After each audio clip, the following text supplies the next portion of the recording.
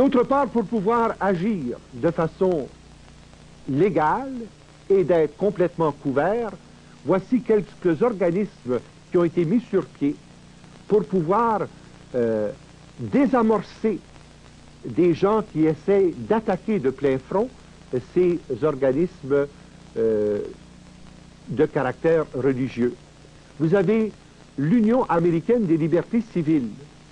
Et l'Union américaine des libertés civiles a pour fonction essentielle de s'attaquer à ceux qui s'en prennent aux religions sataniques, qui s'en prennent à l'ésotérisme, qui s'en prennent à la sorcellerie, et on leur intente des poursuites judiciaires sous l'article de la séparation entre l'Église et l'État, et aussi sous l'autre article de la discrimination.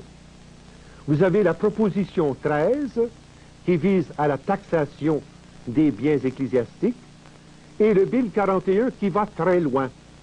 Le Bill 41 vise à faire le recensement non seulement des œuvres de charité, mais à obtenir la liste individuelle des donateurs de chacun des organismes.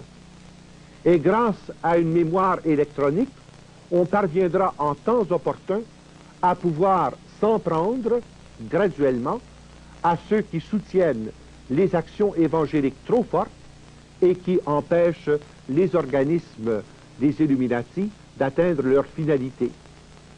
Enfin, vous avez la Ligue antidifamatoire qui emploie chaque année des ressources légales considérables, prétendant défendre la réputation et l'intégrité des personnes en cause, mais en réalité obtenant de ceux qui dénoncent les agissements des Illuminati des poursuites de l'ordre de 1 million, 5 millions, 10 millions.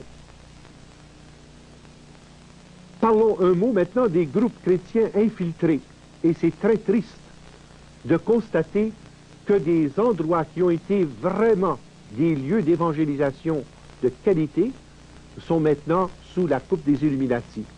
Je pense notamment à Melodyland, qui avait été fondé, comme on le sait, par le frère de David Wilkerson. Eh bien, Ralph Wilkerson, après avoir reçu un premier don de 10 millions et un autre de 7 millions, a commencé à enlever de l'aspect de son évangélisation toute forme d'action qui porterait atteinte aux Illuminati. Et finalement, les compagnies de disques qui relevaient de Melodyland ont été achetées par les Illuminatistes et on offre même dans les disques chrétiens certains messages subliminaux qui sont aux antipodes du contenu audible de ces disques-là. Je pense notamment au groupe qui s'appelle The Lamb, aux maisons d'édition de disques Dove et Birdwing. Je pense aussi à Unity Village, qui était une expérience œcuménique de très grande envergure, qui a fait un bien considérable en Amérique du Nord et qui finalement a été soudoyé et acheté par les Illuminatistes au point que maintenant Unity Village est entièrement au service de l'idéal internationaliste et socialiste de la pensée illuminatiste.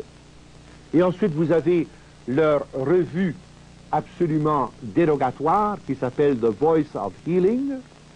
The Voice of Healing qui a été pendant de longues années le principal organe de diffusion de personnes telles que Oral Roberts, Catherine Kuhlman, et qui maintenant est rendu entièrement au service des illuminatistes dans le sens de la scientologie.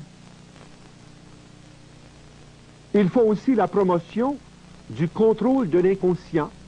Et nous en avons de grands exemples ici en Amérique du Nord, au Canada notamment, et au Québec, ce qu'on appelle le mind control. Comment parvenir à obtenir le contrôle de l'inconscient profond. Vous connaissez pour la plupart les œuvres des grands maîtres, vous connaissez aussi les œuvres du Dr Murphy, les œuvres de Edgar Cayce, les œuvres de Da Silva. Eh bien, la promotion est faite par les Illuminati pour parvenir à inviter l'homme à mettre sa foi en lui-même.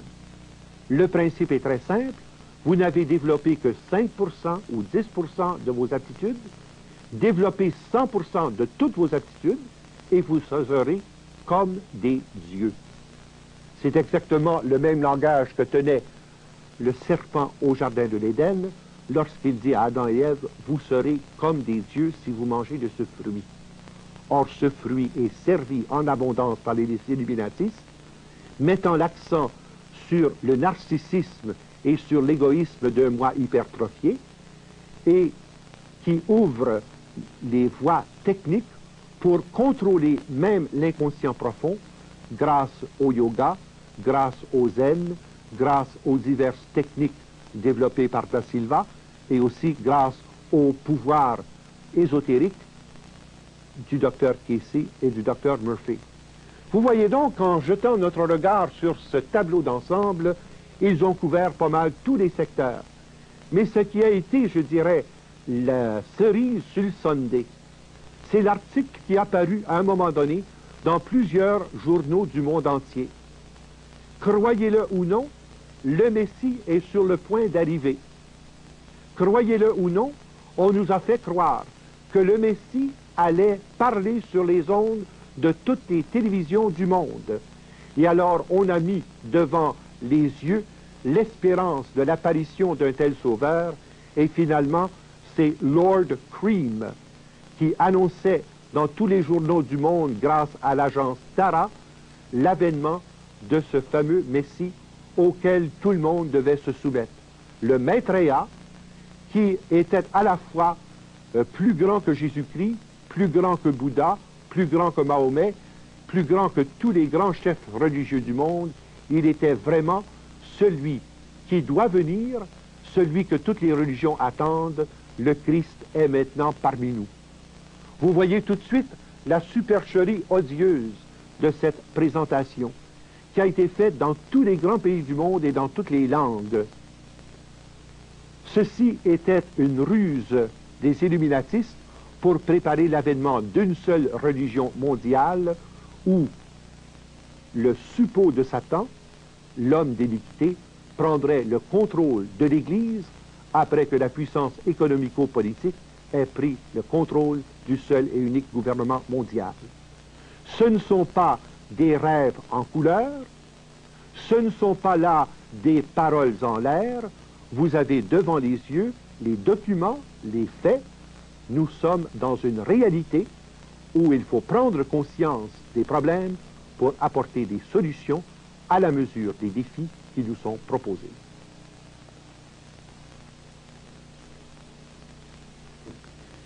Une des plus grandes supercheries que les illuminatistes aient réussi sur le plan religieux, c'est cette annonce pleine page qui paraissait il y a 1 an exactement, au mois d'avril 82. On annonçait l'avènement du Maitreya, l'avènement du Messie. En d'autres termes, on venait annoncer au monde que l'Antéchrist allait finalement créer l'unification de tous les hommes, de toutes les nations, de tous les peuples. Cependant, ils ont été pris un peu de court par les diversifications qui ont été faites, notamment par le groupe arabe et le groupe pétrolier du Moyen-Orient, et par la guerre d'Israël et la confrontation avec la Syrie et le Liban. Toutefois, le même principe demeure. Ils veulent absolument qu'un seul gouvernement mondial puisse être servi par une seule religion mondiale.